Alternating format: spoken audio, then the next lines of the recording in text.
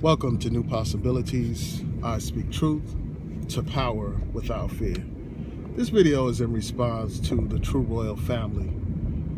She did a video entitled something to the effect of Coons joined Women's March, basically describing the black women that joined the march as coons.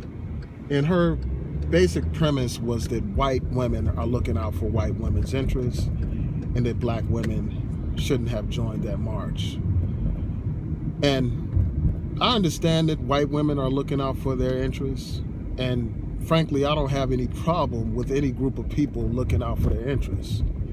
Black women did not join that march because they love white women or because they're in such great solidarity with women or white women, or they think that white women love them and care about them. That's not why the sisters joined that march.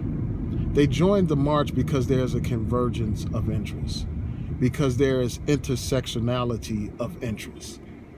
Because here you have a situation where you have a right-wing government in place, a right-wing government that is against the interests of women. You have a man, Donald Trump, who is an obvious and clear sexist. He has made derogatory statements about women. He has joked about sexually assaulting a woman, and not just a woman, women period. He's joked about this. And then you have this guy Pence, who has a history of supporting measures that are against women's rights. And those women's rights issues affect all women regardless of their race. The right to health care. These people are talking about closing Planned Parenthood. And, a lot of people think that Planned Parenthood is just about abortions. Most of what they do has nothing to do with abortions. Most of what they do involves health care services for women who need health care services. So by cutting those programs, they are affecting all women regardless of race. Also, you have the issue of reproductive rights that affects all women. And a lot of these people who get on here and they complain about black women having abortions, these same people are the ones who call black women bastard baby makers.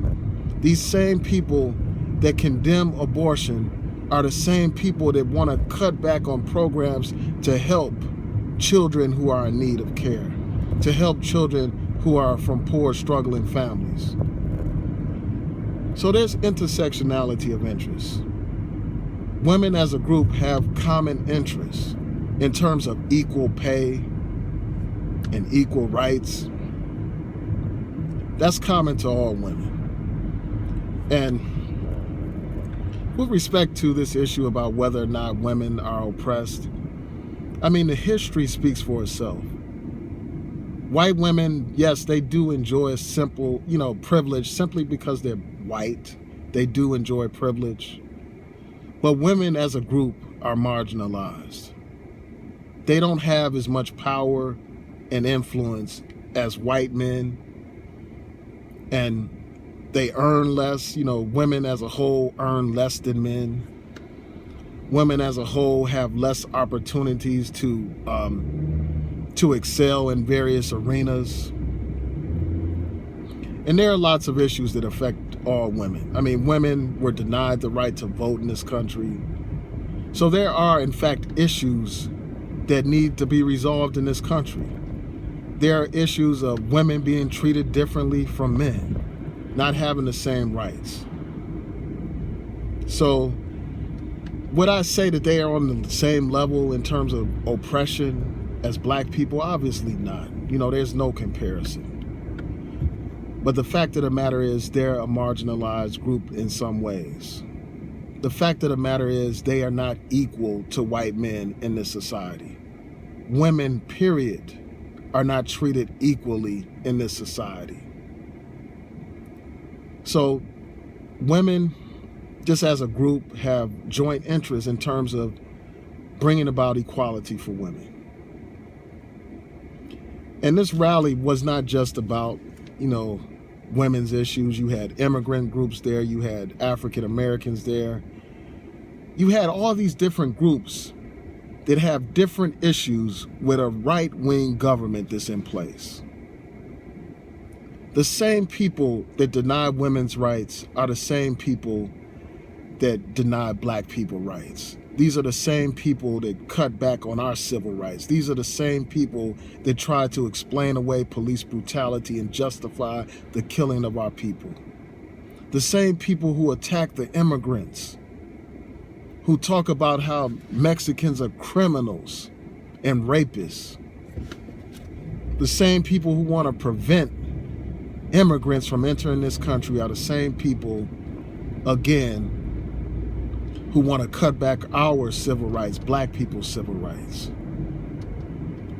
The same people that attack these LGBT communities and, fight against hate crime legislation are the same people that support decisions like the Shelby County versus Holder case, cutting back on our voting rights. The same people that want to scale back our civil rights are the same people that attack all these other groups. And for all intents and purposes, these different groups, while they have different interests, and all groups should promote their interests above everything else. There are no permanent friends, there are only permanent interests, as the saying goes. They should promote their interests, but all these different groups, black people, immigrants, women, these homosexual groups, they all have a common interest, and that's fighting against a right-wing administration. They share that interest. So they should work together around that issue, around the issue of fighting the efforts of this right-wing administration, fighting appointments to the Supreme Court, fighting appointments to U.S. Attorney General, fighting various appointments. That's only intelligent to do so. And again, it's all about common interests. It's not about some lovey-dovey feeling among people. And when I talk about common interests, as I said in my last video, I think that any kind of coalition must be based on equality.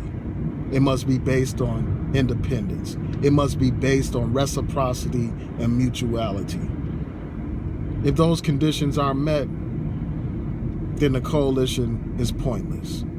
And it's up to us to demand that those conditions be met before we join any coalition. But to miss an opportunity to work with others when there are shared common interests around getting rid of a right-wing government that doesn't serve women, that doesn't serve African Americans, that doesn't serve the interests of immigrant groups, it's only intelligent to work together. In a country where you have to pass laws to affect policy, there's a need for coalitions. There is a need. And as long as people continue to live in this country, they are governed by the laws in this country. They are affected by laws that are enacted. They are affected by these appointments to various government posts and to different courts. We're all impacted by these things. As long as you live here, you're impacted by these things. And if you want to change these things, you have to work with others to change these laws, to affect change. You can't talk about separatism and still live in this country in an integrated society. You can't talk about it if you don't have any kind of material plan to make it a reality. So, I commend these people who joined that march. And, I think that they should make sure that these same people that organized the march, they should make sure that these women, before even joining a coalition, I'll just point this out, before joining a coalition, as I said in my last video on this subject, you need to ensure that these people have the same kind of commitment to your interests as you do to that march. These people need to make a commitment to our interests as well, our fight against police brutality, our fight against racism. And in history, there have been people who have proven their commitment to those different issues. People who are white. You know, some white people have given their lives dying for civil rights. So, you know, there is room for partnerships. There is room for coalitions. But we should enter these coalitions with our eyes wide open and with a realistic perspective. You know, this is the reality of politics, what they call real politics. And I think that we just need to understand that. You know, it just doesn't make sense to miss an opportunity to work with others who have a common enemy. Because what Trump is going to do, you know, the policies that he supports are going to hurt working class people. The policies that he supports are going to hurt African Americans, are going to hurt women, are going to hurt immigrants, and all these other groups. So why not have those groups that are adversely affected by Trump's policies? Why not have them work together? That's only intelligent. That only makes sense. And the notion that these sisters who joined this march are coons, you know, I think that is just flat out wrong. Many of the people that organized that march are deeply involved in the struggle for civil rights. They are deeply involved in the struggle against police brutality in this country. And to characterize them as coons, I think that it's inappropriate. You know, it doesn't apply to this situation. And I think that it's just another example of people getting carried away with these definitions. I mean, everybody that disagrees with a person is not a coon. And I think that we need to get away from this notion of acting like all white people are evil albinoids. All white people are not evil. Every single white person is not in the KKK. Every single white person is not a white supremacist. So those are just my thoughts. Tell me what y'all think. Please rate, comment, and subscribe. Peace.